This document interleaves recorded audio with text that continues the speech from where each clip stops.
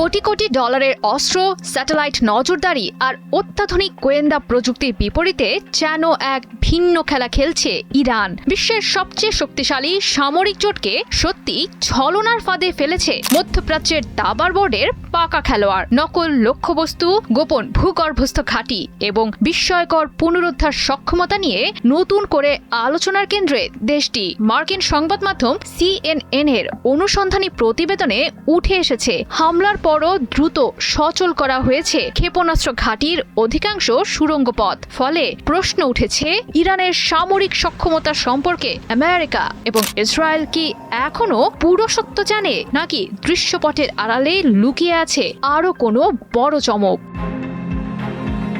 America এবং তার দোসর ইসরায়েলকে চরম শিক্ষা দিয়ে যে কোনো মূল্যে বিজয় ছিনিয়ে আনতে মরিয়া ইরান। এ লক্ষ্য অর্জনের জন্য তারা রীতিমতো ধুলো দিচ্ছে আমেরিকা এবং ইসরায়েলের চোখে। সম্প্রতি যুক্তরাষ্ট্র ভিত্তিক সংবাদ মাধ্যম CNN প্রকাশ করেছে একটি অনুসন্ধানী প্রতিবেদন। সেখানে কৃত্রিম উপগ্রহ বা স্যাটেলাইটের ছবি বিশ্লেষণ করে বেশ চাঞ্চল্যকর তথ্য প্রকাশ করেছে সংবাদ মাধ্যমটি, যেখানে দাবি করা হয় টানা হামলার শিকার হওয়ার পরও দমে যায়নি ইরান। প্রতিপক্ষের চোখ এড়িয়ে খুব দ্রুতই সক্রিয় করছে তাদের ভূগর্ভস্থ মিসাইল ঘাঁটিগুলো। অথচ আমেরিকা এবং ইসরায়েল ভেবেছিল ক্ষেপণাস্ত্রগুলোর প্রবেশ পথ ধ্বংস করে ইরানের জয়ের পথ রোধ করতে সক্ষম হবে তারা। এতে করে ক্ষেপণাস্ত্র বহনকারী যানগুলো বাইরে বের করতে হিমশিম খাবে ইরান। কিন্তু এ ঘটনায় স্পষ্ট যে ইরানের শক্তিমত্তার অনেকটাই এখনো অপ্রকাশিত।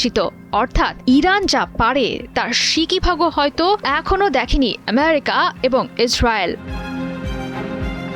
CNN এর প্রতিবেদনে প্রকাশিত এয়ারবাস স্যাটেলাইটের চিত্র বলছে, যুদ্ধবিরতিকে সুযোগ হিসেবে গ্রহণ করেছে ইরান। গেল 7 সপ্তাহ ধরে দ্রুত গতিতে চালিয়েছে উদ্ধার কাজ। আমেরিকা এবং ইসরায়েলের হামলায় ক্ষতির মুখে পড়া 18টি ভূগর্ভস্থ ঘাঁটির 69টি সুড়ঙ্গ পথের মধ্যে সক্রিয় করতে সক্ষম হয়েছে 50টি। এ প্রসঙ্গে CNN এর কাছে নিজের মতামত ব্যক্ত করেন James Martin Center for Non Proliferation স্টাডিজের গবেষক স্যাম লেয়ার। বলেন, প্রতিপক্ষের মূল উদ্দেশ্য ছিল টানেলের অভ্যন্তরে তেহরানের ক্ষেপণাস্ত্র বাহিনীর পথে প্রতিবন্ধকতা সৃষ্টি করা, কিন্তু সেখানেই ব্যর্থ হয়েছে তারা। বাস্তবসম্মত দীর্ঘমেয়াদী কোনো কৌশল না থাকায় ক্ষণস্থায়ী সাফল্য দেখাতে গিয়ে মুখ থুবড়ে পড়ে পুরো পরিকল্পনা।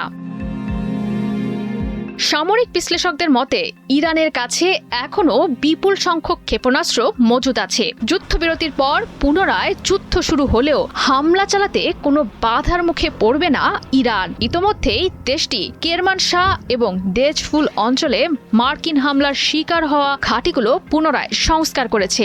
বুড়ো আঙ্গুল দেখিয়ে দিয়েছে পশ্চিমা এজেন্ডা বাস্তবায়নকারীদের। জয়া সরকার, ৭১।